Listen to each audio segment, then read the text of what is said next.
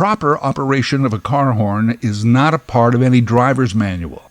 No jurisdiction requires passing of a horn honking test in order to obtain a driver's license. That's partly why I've called this episode, How to Use a Car Horn. I'm Larry Fedoruk, and this is Later That Same Life. On this weekly podcast, topics, discussions, and stories from our lives. Later That Same Life, Season 8, Chapter 11. How to Use a Car Horn. Car horns, the sharp notes we hear in the background music that is city traffic. Car horns, overused, abused, and generally annoying. The car horn was originally a safety feature. Honk honk, Madame Pedestrian. My horseless carriage is about to cross the path you have chosen for your daily constitutional. Auga, fellow motorist. It appears that our Duesenbergs are dangerously close. Beep beep, playful youngsters. I regret having to interrupt your ball hockey game, but I must proceed down this thoroughfare in order to access my home. Ah, yes, those were kinder and gentler times for the car horn. And for people. The car horn has gone from safety feature, use only when necessary, to our loud expression of discontent and even anger.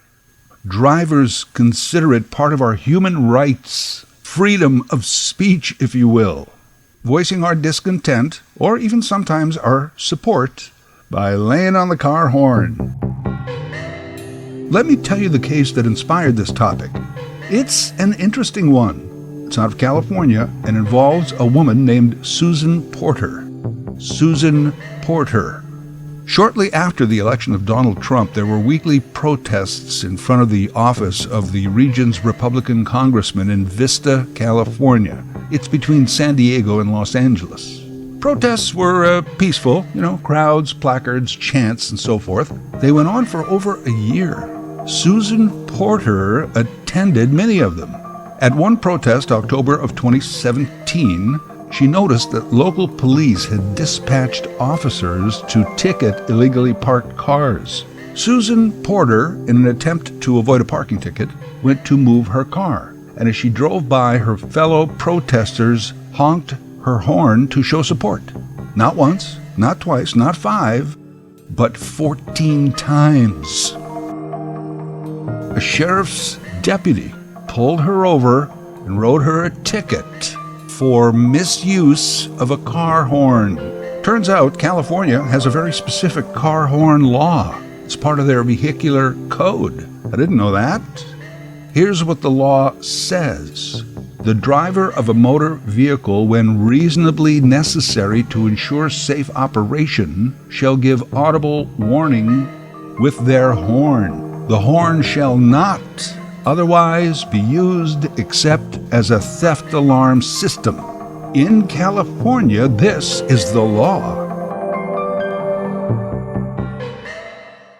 Susan Porter's horn citation was dismissed because the deputy did not show up in court that day. Case over. That should be it, right? Well, no. Susan Porter then files a federal lawsuit saying that the overall experience chilled her, that's her word, chilled her from exercising her right of free speech, and that enforcement of the horn law was unconstitutional. She tooted her horn at an anti-Trump rally. But as she points out, what if I wanted to toot my horn at a rally in support of military veterans? Honking of the car horn was now going through the courts as a free speech issue. The other reason we're talking about it now is that over 5 years later, there has recently been yet another ruling in this case. Let me give you the quick timeline. The original case finally went to trial in 2021, and a judge ruled against Susan Porter, i.e., enough with the horn honking. It's a safety feature. Lawsuit dismissed. But then it went to the Court of Appeal. They heard the case about a year ago. In recent weeks, they issued a ruling. They upheld the original court decision against Susan Porter. enough with the horn honking. It's a safety feature. Here's what the judges said. I'll paraphrase. There is nothing in the vehicular code that differentiates between honking for different causes. The law applies to anyone using a car horn when a safety hazard is not present. So technically, even if I'm behind the wheel and I see my friend Ahmed walking up the street and I toot the horn and wave, in California it's as much against the law as blowing my horn 14 times at an anti-Trump rally. I guess it's kind of like, the speeding laws. No one really gets a ticket for going 10 over, but 20, 30, and more, well, you're going to have to pay a fine. In the decision against Susan Porter, one judge dissented and wrote, and again I'll paraphrase, political protest has always rested on freedom of expression, and there's no evidence that horn honking in these cases jeopardizes safety or frustrates noise laws. The dissenting judge went on to say that if you prohibit core expressive content, I guess that means the horn honking, that this particular law is then unconstitutional. That was written in dissent. Again, only weeks ago, Susan Porter lost her appeal case. Will she take it to a higher court? Well, that is unknown.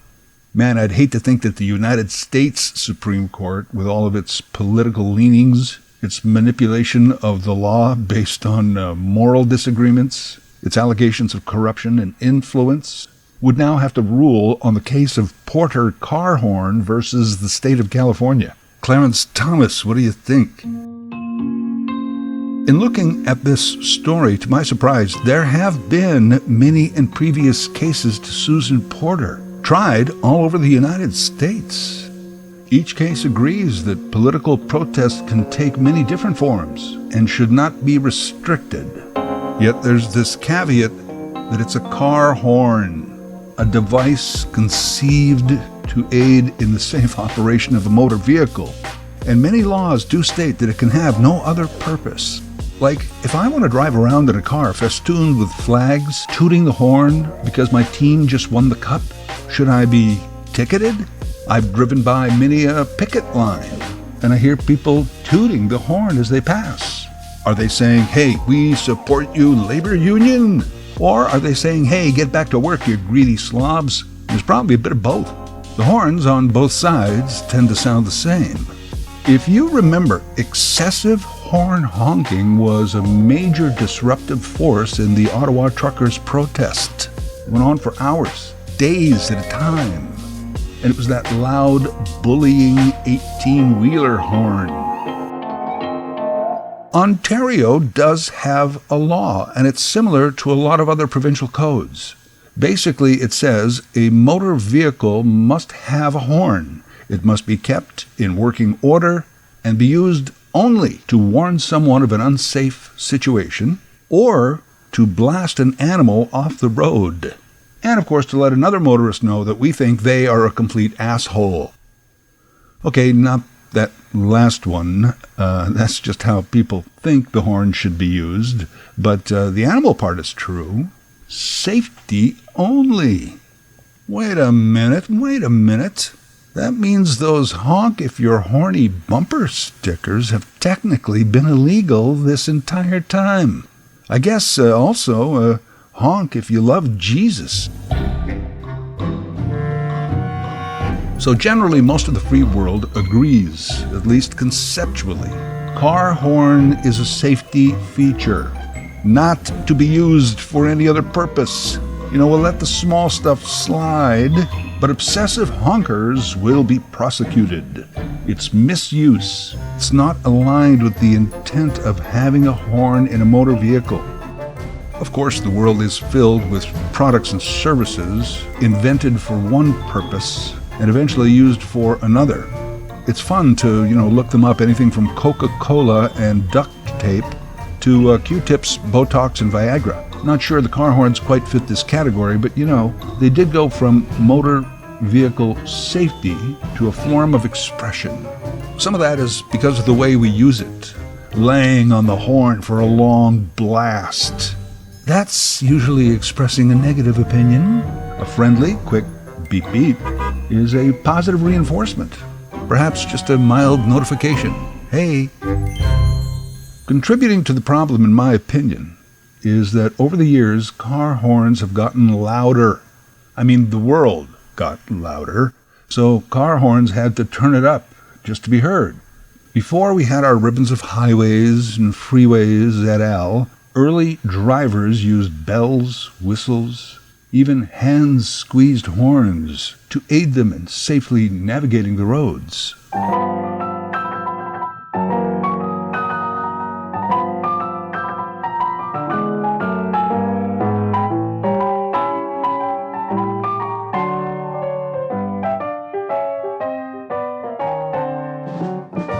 Here's some horn background to amaze or possibly even bore to tears all of your friends.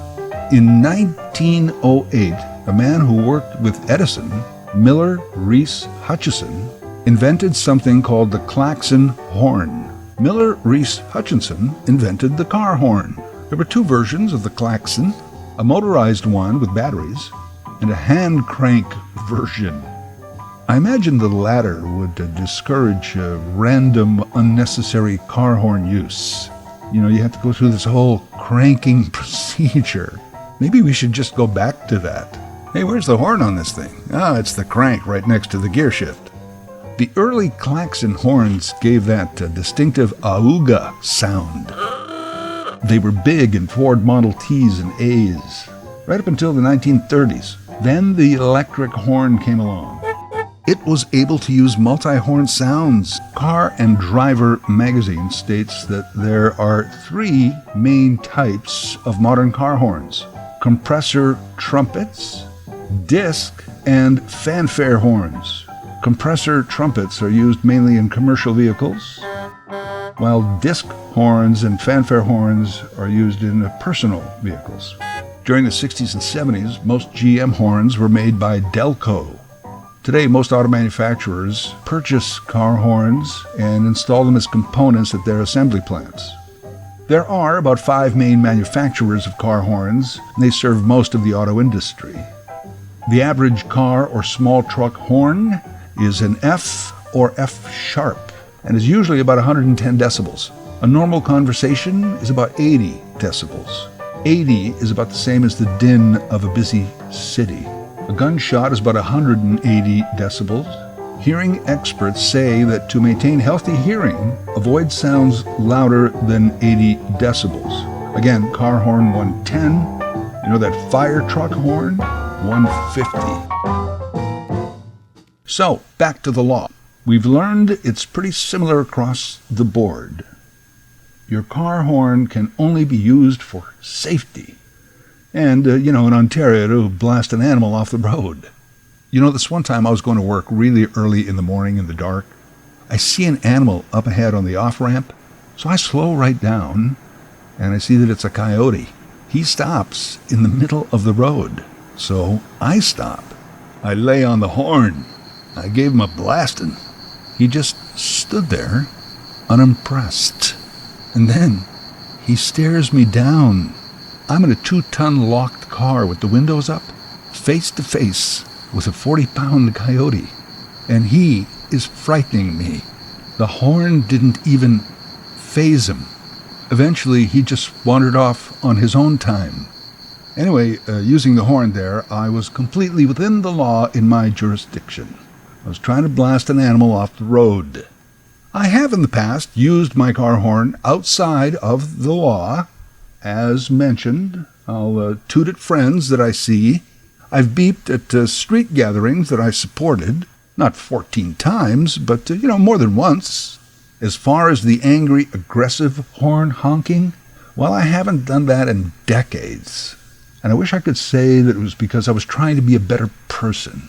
It actually wasn't that. It was selfish. Initially, I was motivated to stop doing that because I was driving a company-logoed car.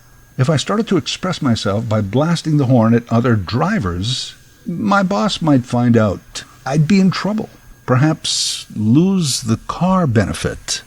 So I stopped, And it was tough at first. I wanted to let other drivers know about my displeasure with their driving habits, but I could not. So instead I would just mutter under my breath. And eventually a funny thing happened. I didn't care.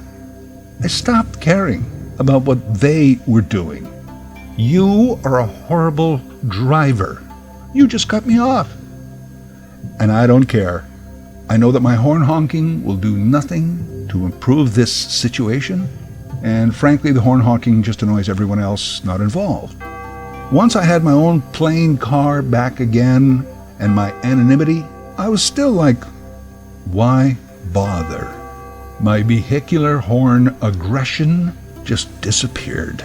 Well, sometimes if I was really annoyed, I transferred my aggression by yelling at the person on the radio, but otherwise, a new horn-free calm came over me.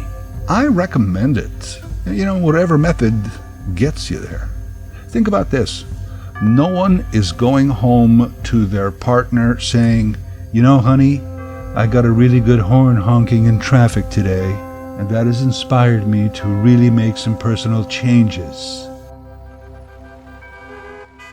Though the law clearly states when I'm allowed to use my car horn, I've never seen any enforcement signs. Have you? There's lots of other traffic signs, speed limits, no parking, stop, do not enter.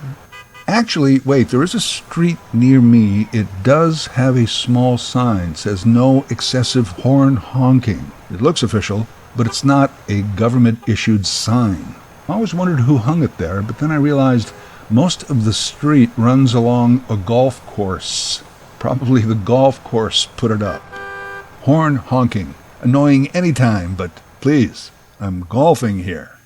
How do we stop all this excessive angry horn honking?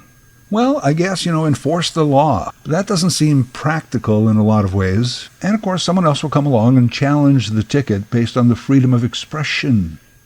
Here's one idea. I've had this idea for a long time. It's a genius idea for the auto industry. It's going to sound crazy at first, but hear me out. Each car and small truck, the personal vehicles, would come with two horns. Two horns.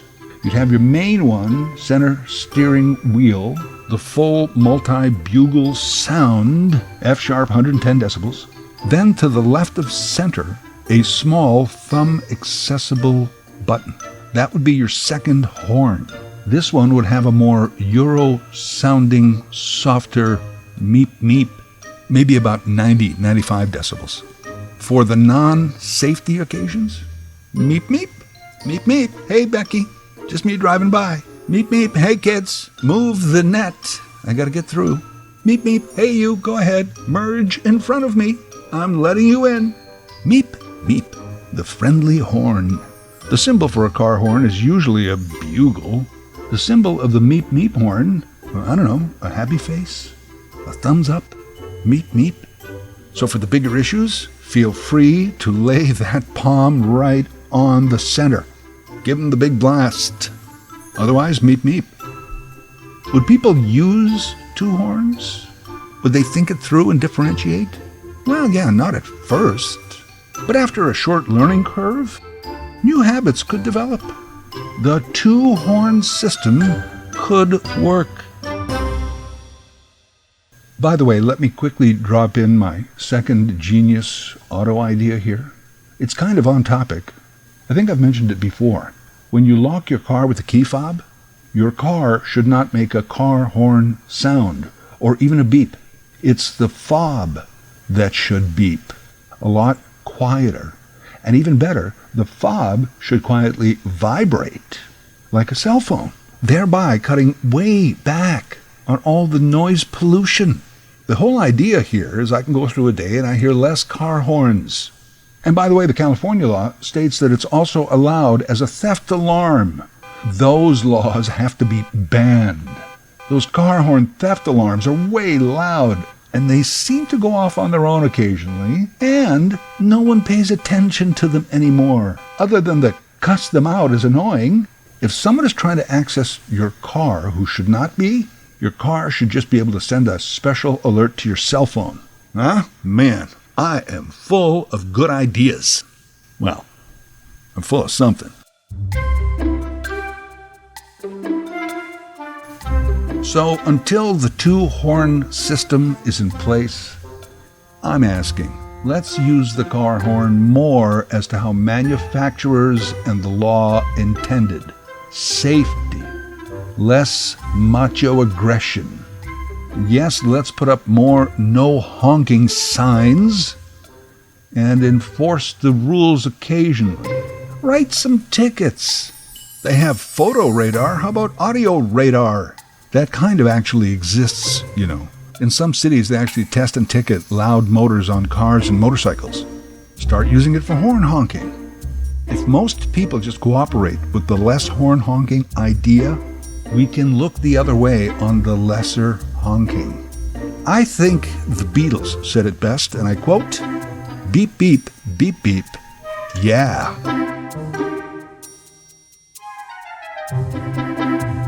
Later That Same Life is written, voiced, and produced by Larry Fedoruk. LarryFedoruk37@gmail.com. Subscribe to Larry's podcast YouTube channel. Get automatic notifications with each new episode.